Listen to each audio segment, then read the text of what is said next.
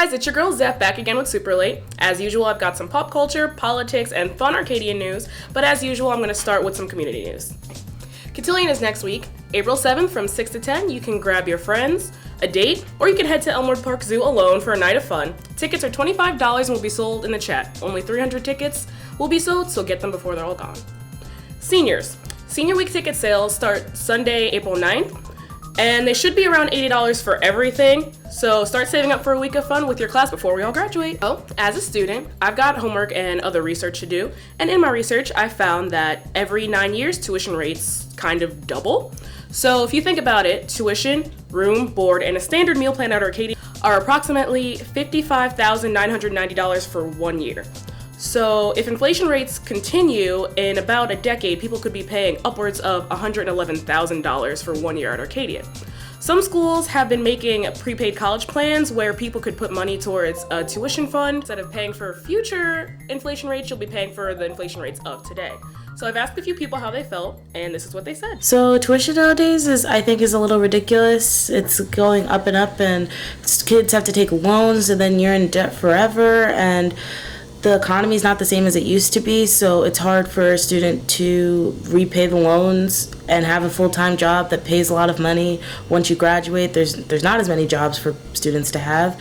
And then when you're a student and you're trying to work full-time, you're taking 20 credits, and then you're working, and then you're doing your extracurriculars, your sports, clubs, and then you have your homework on top of that, and it just becomes too much for a student to even be like, I'm gonna work and pay for school at the same time and do school, and it's gonna be fine. It won't be fine. It'll be a train wreck, and you'll be stressed, and it's unnecessary.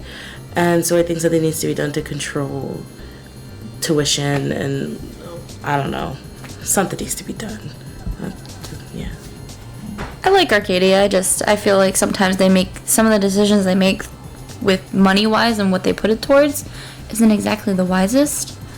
Like, why do we really need more sprinkles for the green when we could be having a new building for Murphy?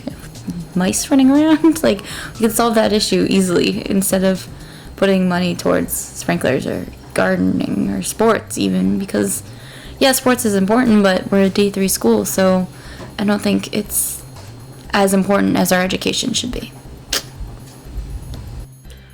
So in pop culture news, there's a few things going on. Some of you may know Jon Favreau is taking on the mission of creating a live-action Lion King. What did you say? Nothing. Favreau was the one who created the successful remake of The Jungle Book, in case you didn't know.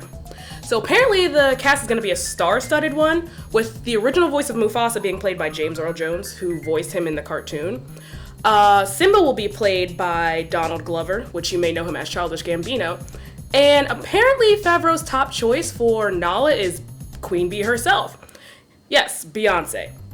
Favreau is more than willing to accommodate with her schedule, but there's been no updates whether or not she's willing to take on the role. Also going on in pop culture news, Harry Styles has released the artwork, date, and name of his upcoming single.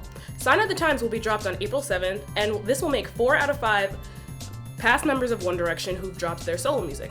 Zayn Malik dropped his album Mind of Mine last year in March. Niall Horan and Louis Tomlinson have each dropped a single. All we're waiting for is Liam Payne. Where's the music, Liam? So a little different from politics this time, we're talking about social issues. This particular topic today kind of relates back to pop culture because if we're being honest, this person and this family are kind of everywhere all the time. And if you haven't guessed, I'm talking about the Kardashian-Jenner family. Kylie, more specifically. Kylie's kind of known for her assets and her ever-changing hairstyles. And I know what you're all thinking, how does this relate to whatever you're about to talk about? Well, Kylie gets praised for having assets and hairstyles typically attributed to Black women, and it wouldn't be an issue if it wasn't for the historical context behind the hairstyles and what the backlash Black women get for what they look like.